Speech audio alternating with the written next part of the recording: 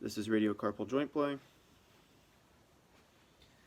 Stabilizing distal form, grasping the proximal row of carpal bones, applying a palmar force, a dorsal force, radial, and ulnar. Positive test is pain, increase of gliding or decrease of gliding compared to the other side. Implications are sprains of the collateral or carpal, radial, and ulnar carpal ligaments, and decreased gliding is an implication of adhesions. This is mid-carpal joint play. Stabilizing the proximal row and the distal row of carpal bones, applying a palmar force, dorsal force, radial force, ulnar force. Positive test is an increase or decrease of gliding and pain. Increase of gliding and pain indicates sprain of the midcarpal ligaments, and decrease in gliding indicates adhesions. This is intercarpal joint play. I'll be performing it on the scaphoid and lunate bones. Just gliding the bones next to each other, applying a shear force. I perform this test on all the carpal bones. Positive test is an increase of gliding or a decrease of gliding and pain. Increased gliding indicates a sprain to the intercarpal ligaments, and a decrease of gliding indicates adhesions. This is the valgus and varus stress test at the wrist. Stabilizing the distal forearm. First applying a valgus force, and then applying a varus force. Positive test is increase in laxity and pain or a decrease in movement.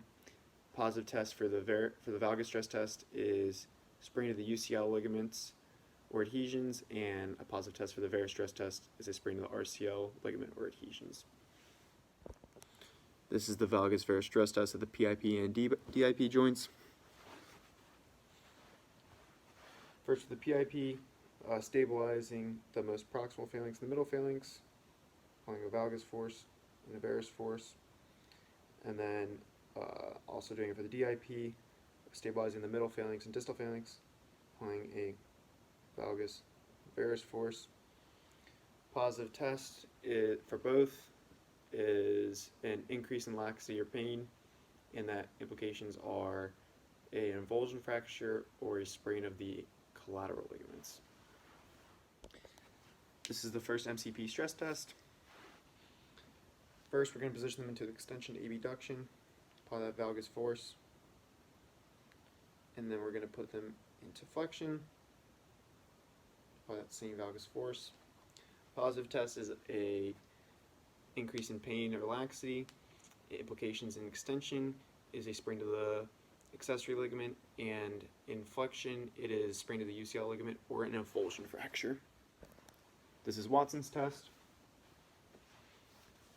Stabilizing the scaphoid, starting them in an ulnar deviation and moving them into radial deviation. A positive test for this is reproduction of symptoms or a noticeable pop as you move them through the motion, and the implication is scapholunate dissociation. This is Phalen's test. Starting with their shoulder flexed, internally rotated, and their elbow flexed. Stabilizing the elbow and passively flexing the wrist. Holding that for 1 minute and comparing bilaterally.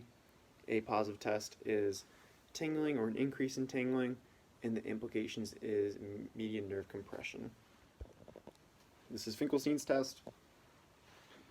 Positioning the patient in shoulder flexion, elbow extended, ask them to grasp their thumb within their fingers, and asking them to actively ulnarly deviate. Positive test is pain over the radial styloid process, the EVP or APL tendons, and this is indicating de Quervain's syndrome. This is the scaphoid compression test. Stabilizing the wrist and applying an axial load down on the first metacarpal. Positive test is pain, and the implication is a scaphoid fracture. This is the supination lift test. Stabilizing the wrist, applying a resistance on the ulnar side. Resist. Positive test is pain over the wrist in the TFCC area, and implication is a tear to the TFCC. This is the TFCC load or compression test. Starting the patient in this position, start them slightly radially deviated, stabilizing the wrist, move them into ulnar deviation, and apply an axial load down that fifth metacarpal. Positive test is pain at that TFCC area, and implication is a TFCC tear.